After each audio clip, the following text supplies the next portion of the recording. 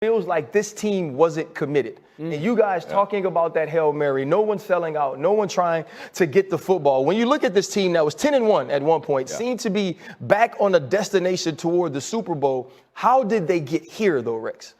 Well, I think they played the whole season this way, and they were a bad 10-1 team. They could have lost several of those games. Now, and we gave them a pass because they had the championship medal. They found ways to win.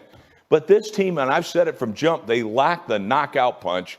They don't do it. They don't bury teams they're supposed to. They're way up in that game. You got to bury them with your, winning at the line of scrimmage with that great offensive line and pounding the football. And where the hell is the defense, man?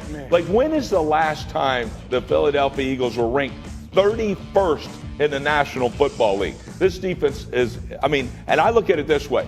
As a coach, the first thing I look at 31st in the league, points per game, 31st. Bottom at everything, Rex. They stink. They stink. And here's what I look at. Do the players stink?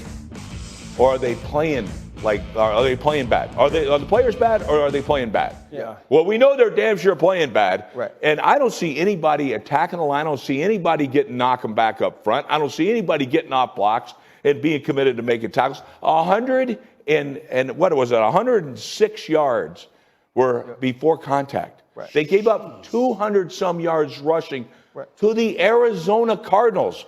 Like, this is unbelievable. And it can't happen in your building. You know what? You've watched this team. No, the Arizona Cardinals will bludgeon you in the run. James Conner's an absolute war daddy. But also in watching this team, remember a few weeks ago, it was about yards after the catch, whether it was Deebo Samuel, Christian McCaffrey, also some of the things we saw from the Dallas Cowboys. And I thought that Matt Patricia move was to get a team to play with effort, was to get a team to play with physicality. But none of those things have changed, Dan. When you look at this defense, not only from an effort standpoint, but from an X's and O's standpoint, what are you seeing? If it doesn't get better, they're going to be one and done in the playoffs. That's the worst loss, both stakes and opponent-wise, in 20 years for Philadelphia. The too soft on third down schematically. No one got off blocks. The interior of their offensive line got pushed around. You don't think other teams are going to do that in the playoffs? This is 3rd and 5. Both corners are 8 yards off. This is pitch and catch for an offense. I'm calling a quick out at the bottom of the screen. This is routes on air. We call that ROA, routes on air. Catch, throw. No corner challenge that throw. We're going to get pressure off the slot. Blankenship's got to drop down. This is catch and throw. ROA, routes on air. Kyler Murray's going to catch the snap, throw the ball to the first down marker. No contest when it comes to the defense. Easy first down. That was the story. I felt like I was watching the Green Bay Packers defense, which is something we've talked about for 3 years. Right now, schematically so soft. Watch the interior of this defensive line. You tell me don't miss a player like Hargrave. I'm staring at their numbers. The defensive tackles. I can read their numbers from the sideline. That's not good defensively. The interior of that defensive line that was supposed to be a strength for this unit. Again, this is another hole. Now I can read the numbers of my offensive linemen because they have turned the defense so much. And then Rex kind of intimated this. Someone's got to get off a block. They don't have guys right now that are getting off blocks. Count them right now. One-on-one losses. You can't get off the block. You can't get off the block. You can't get off the block. You can't get off the block. This is the story of this defense right now. And we have 1 week left.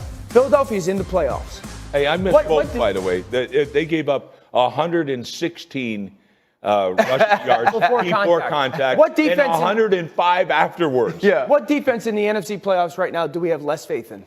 None.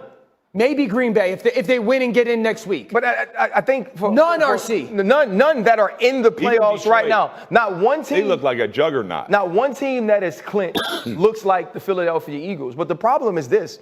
It's not just the defense. Don't get me wrong. The defense is bad. The defense hasn't played at the level we saw them play last year. But we're also watching a quarterback and the offense not execute like we saw it either. RC, they ran 26 plays after halftime on offense.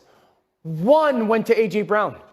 That's absurd. What? That's absurd. But think about it. They had made that change since about week 3 of the season. And they understood how much he needed the football, how he could win against double teams. Go to their final possession when they get down in the red zone. It's 1st and 15. They go quarterback run. It's 2nd and 15. They go quarterback run. It gets to 3rd and 20. They call timeout and they throw a perimeter screen. So in the final 3 plays, of a game that if you win, you got a chance to win your division and stay claimed to the number 2 seed. The ball doesn't go to Dallas Goedert, A.J. Brown, Devontae Smith, or DeAndre Swift. Yeah. But you're looking at a team with zero identity. So with that being said, Rex, how does it get fixed? Well, I mean, first off, the identity last year was they were bullies. Yeah. The head coach is a bully. That's why I like him. You know what I mean? Nick Sirianni. But, I mean, are you the only bully? Like that offense? I don't know if it can get fixed. Yeah. No, but I don't know if it can get fixed. it has to get fixed. This defense, man, and here's the thing. Attack the damn line of scrimmage. Yep. That they are not doing anything like that. I don't know who the hell's linebackers are coaching linebackers, but this is garbage. You know what's man. weird too? Like, I don't remember seeing this before the change at defensive coordinator. I'm seeing Hassan Reddick drop back in coverage way too often. Which he was the one guy doing what he did last year. Yeah. He was the one dude getting pressure. Hassan Reddick was the one dude wreaking some sort of havoc in the backfield. This team has gotten soft. And I said it, the first time I said it, people looked at me like, don't call people soft. I'm not talking about the individuals. Right. I'm talking about the way that they play defense. Rex, is it that much to do with the coordinator that this team on both sides of the football doesn't even resemble the team that played in the Super Bowl? I absolutely think so. And that's what happens when you shop at Kmart. Yep. You know, go get a guy with no experience. Can't get him off Elway, Rex. Stuff. Like, give me a break. They should have gone out and tried to get me. I get it. All right, that probably wasn't going to happen, but I damn sure. I mean, get somebody, and get somebody that the head coach, man. Are you that big of a bully? Then get a bully that's with you.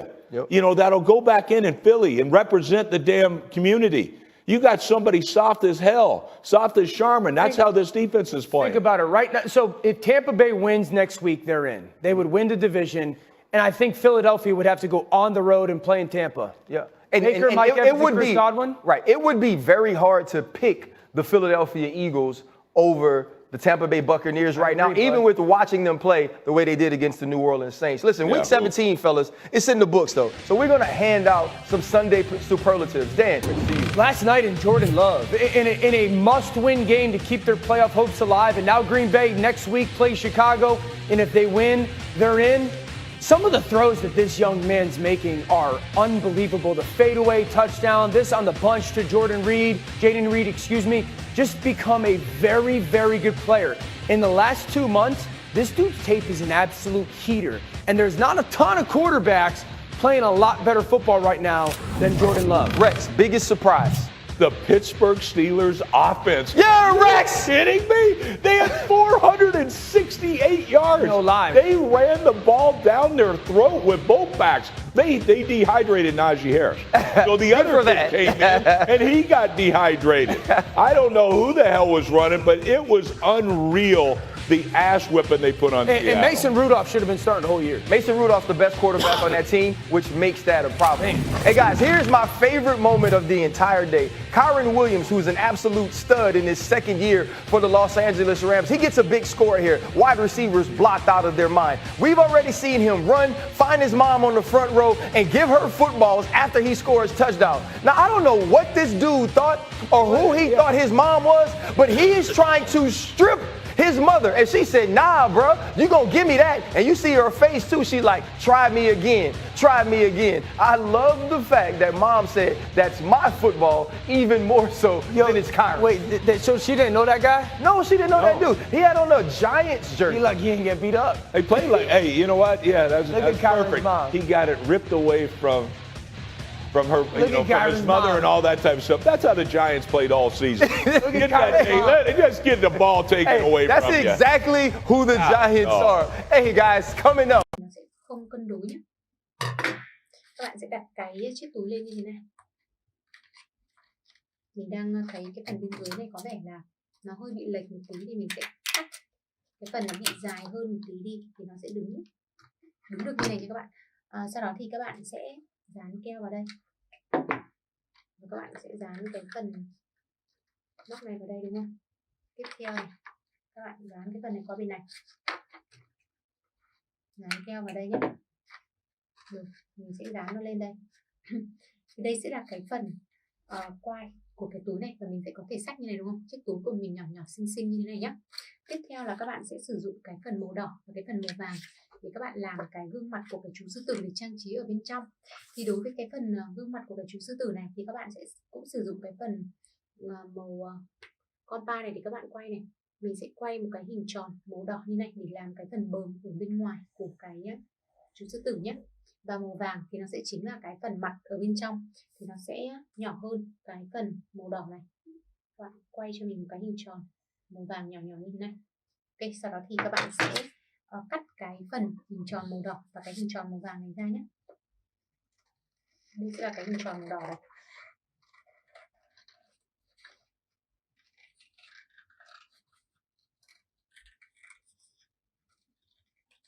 Rồi tiếp theo là cái hình tròn màu vàng này. Nhưng mà khi các bạn cắt nhé thì các bạn sẽ lưu ý là các bạn sẽ chừa hai phần bên trên cho mình để mình sẽ làm cái phần tai của nó nhé.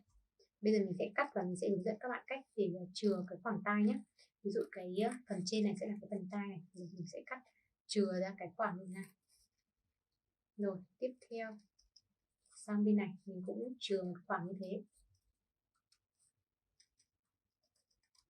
Đây, thì đây sẽ là cái phần mặt và cái phần tai của nó nhé. Phần tai này nó chưa được đều lắm thì mình sẽ chỉnh lại như này. Đây sẽ là cái phần mặt của nó nha các bạn. Sau khi mà đã có cái phần mặt này rồi thì mình sẽ đi dán cái phần mặt này lên trên cái phần bờm như này nha các bạn. Các bạn sẽ dán keo vào đây. Các bạn đặt cái gương mặt vào giữa cái phần bờm như này. Sau đó thì các bạn sẽ sử dụng thêm cho mình cái bút đen đúng không? Bút đen thì mình sẽ vẽ cái phần tai này, cái phần mắt này và cái phần miệng của cái chú sư tử này. Thì các bạn sẽ vẽ như sau nhé. Đây sẽ là cái phần mà mình vẽ cái tai này. Rồi tiếp theo sẽ là cái mắt thì mình chỉ cần vẽ hai cái hình tròn màu đen như thế này. Rồi tiếp theo sẽ là cái mũi nhé. Mũi này, sau đó cái miệng thì mình sẽ vẽ giống như là cái hình móc câu này. Rồi sau đó thì nó sẽ có một cái phần miệng ở bên dưới nó đang cười như thế này. Sau đó thì mình sẽ chấm một vài cái chấm đen đen ở trên này giống như là cái ria mép của nó nha các bạn. Đây, thì các bạn sẽ thấy là mình sẽ có một cái gương mặt của cái chú sư tử nhỏ nhỏ xinh xinh này rồi đúng không? Sau khi mà có được cái gương mặt này rồi nhé, bây giờ mình sẽ cắt trang trí cái bờm xung quanh nhé. Thì mình sẽ sử dụng cái kéo này và các bạn sẽ cắt cái bờm xung quanh như sau nhé. Cái phần đầu bên trên mình như hơi to, nhưng mà không sao nhé, miễn là cái hình tròn này khi đặt vào đây thì nhìn nó vừa với cái phần chiếc túi của mình, nó không bị to quá và cũng không bị nhỏ quá nhé. Bây giờ các bạn sẽ cắt trang trí cái bờm của nó thì các bạn sẽ cắt như thế này. Các bạn sẽ cắt thành những cái đoạn nhỏ nhỏ như này nha.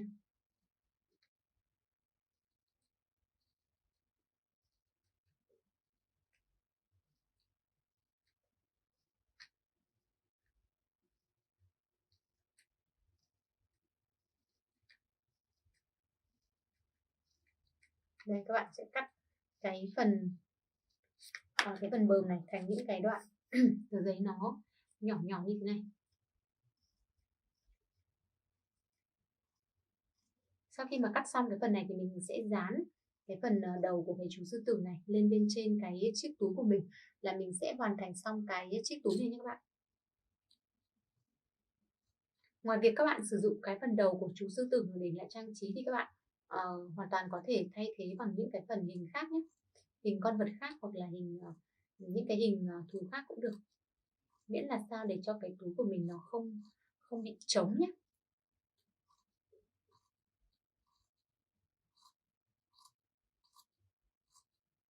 Rồi, như vậy là mình đã cắt xong cái phần bờm này rồi. Để cho cái phần bờm này nhìn rõ hơn thì các bạn có thể sử dụng cái phần tay này và các bạn sẽ bẻ cái phần bờm lên trên và bẻ xuống dưới như thế này để tạo cái độ cong đúng không? Cái độ 3D cho cái phần chú sư tử này. Rồi bước cuối cùng là mình sẽ đi dán cái phần mặt của cái chú sư tử này, mình dán lên bên trên cái chiếc túi như thế này nhé. Đây, như vậy là mình đã hướng dẫn xong các bạn cách để làm được một chiếc túi này và bên trên có trang trí của mặt của một chú sư tử rất là dễ thương như này rồi.